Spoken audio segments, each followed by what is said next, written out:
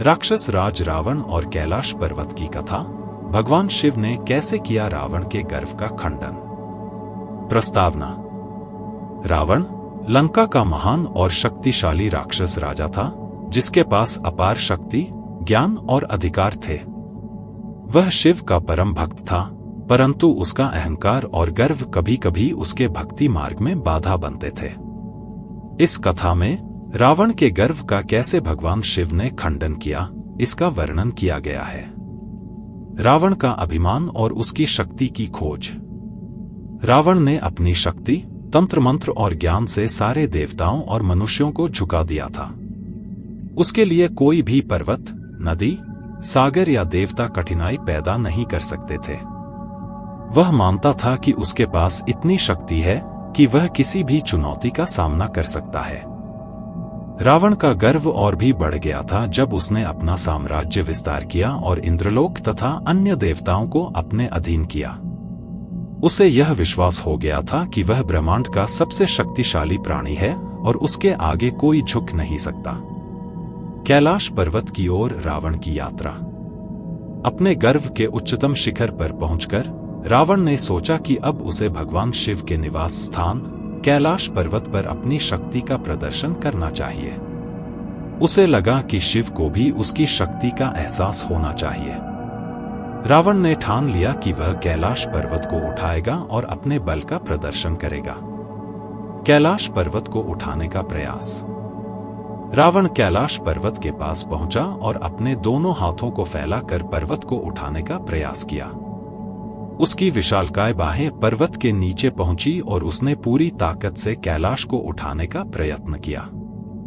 रावण की ताकत इतनी थी कि कैलाश पर्वत हिलने लगा।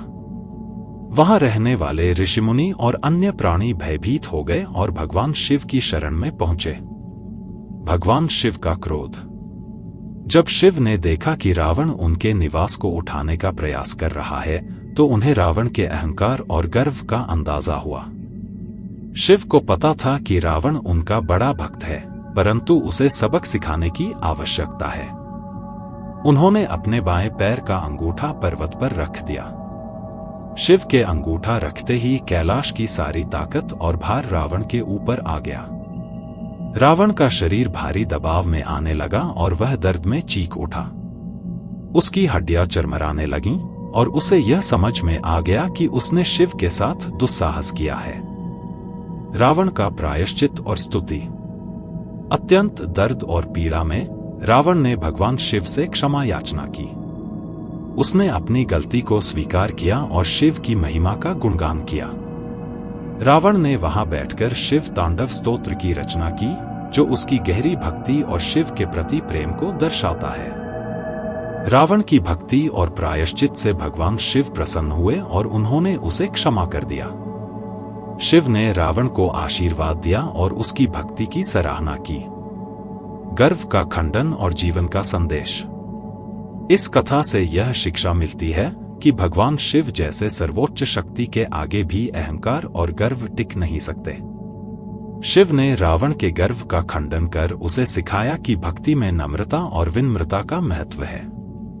उपसंहार। रावण ने भगवान शिव के आशीर्वाद को प्राप्त कर और उनका संदेश समझकर अपनी शक्ति का उपयोग धर्म और न्याय के मार्ग पर चलने के लिए किया। यह कथा हमें सिखाती है कि ज्ञान और शक्ति का सही उपयोग तभी होता है जब वह विनम्रता और भक्ति के साथ हो। The end.